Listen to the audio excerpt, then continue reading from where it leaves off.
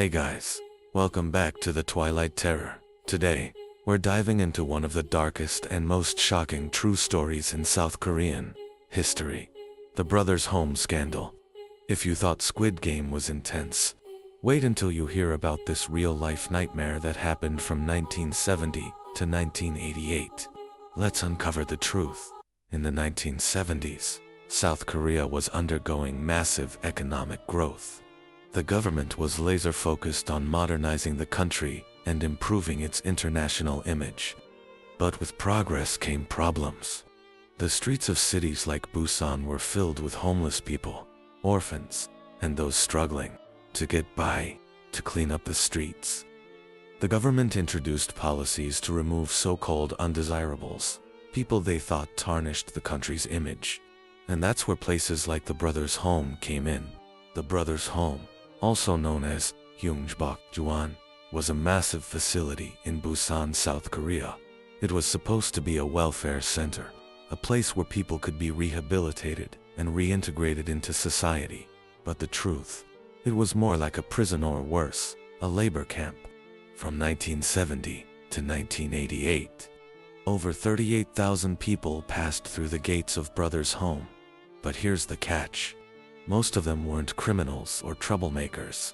Many were ordinary people, street vendors, orphans, or even tourists who were rounded up by police without consent. Once you were inside, leaving wasn't an option. Inside Brothers' Home, conditions were horrific. The detainees were forced to work long hours in grueling conditions, producing goods for profit. This was essentially slave labor, and if you didn't comply, punishments were brutal beatings, starvation, and isolation. Now guys, did you know that to gain knowledge, I participated in one of the Squid Games? See for yourself.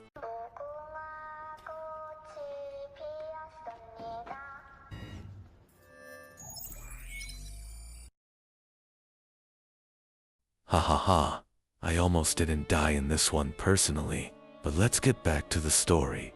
What do you think of this macabre and disturbing case? Continuing where we left off, there were reports of widespread physical, emotional, and even sexual abuse. Tragically, many people died due to these conditions. Some estimates suggest over 500 deaths occurred at Brothers' Home, though the true number may never be known. So, how did such a massive operation stay hidden for nearly 2 decades? Simple: government corruption and societal silence. But in 1987, the truth began to unravel thanks to brave journalists and activists who exposed the horrors of Brothers' Home. A shocking documentary aired in 1987, revealing the atrocities to the public. Outrage spread like wildfire, and investigations finally began. The Brothers' Home was shut down in 1988, but many questions remained unanswered.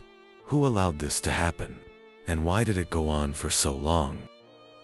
Today, the Brothers' Home scandal remains one of South Korea's darkest chapters. Survivors and families are still fighting for justice and recognition. But the incident also serves as a powerful reminder of what happens when human rights take a back seat to politics and profit. Let's not forget the lessons this story teaches us. It's not just a piece of history. It's a wake-up call to always stand up for those who can't fight for themselves, even though the creator of Squid Games has already said that this wasn't the real inspiration. You can't deny the similarities. It's almost scary, isn't it? Alright, that's it for today's deep dive. Thanks for sticking with me through this heavy but important story. If you found this video insightful, don't forget to like, subscribe, and share it with your friends. Let me know in the comments what other stories you'd like me to cover. Stay curious, and I'll catch you in the next video. This is Twilight Terror. I'm Nick, your guide in the supernatural and macabre world. Beware of what lurks in the darkness, and I can't wait to show you our new content. Our podcast is about to debut, and I think you'll like our first guest. See you next time, guys.